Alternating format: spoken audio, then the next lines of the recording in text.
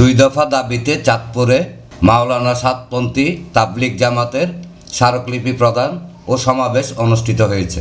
সোমবার সকালে চাঁদপুর জেলা প্রশাসক, জেলা পুলিশ সুপার ও সেনা ক্যাম্পের কমান্ডার বরাবর স্মারকলিপি প্রদান করেন তারা।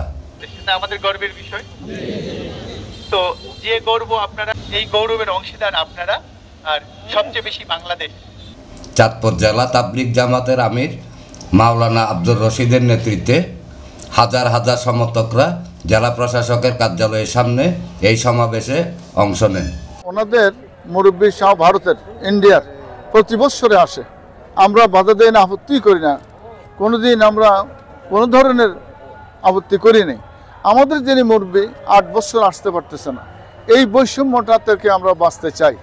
এই জন্য যেন আমাদের আমির, উনি বিশ্ব আমির, আমাদের আমির, উনি যেন আমাদের ইজতেমা আমাদের দেশে যে কোনো সময় আসতে পারে, এইটা আমাদের দাবি।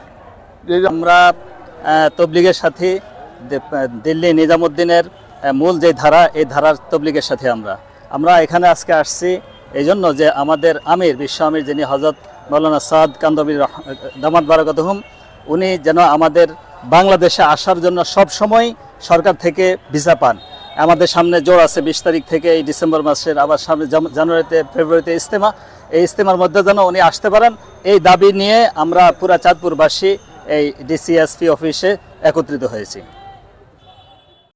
চাঁদপুর থেকে মিজান লিটন, প্রগতি 24 টিভি।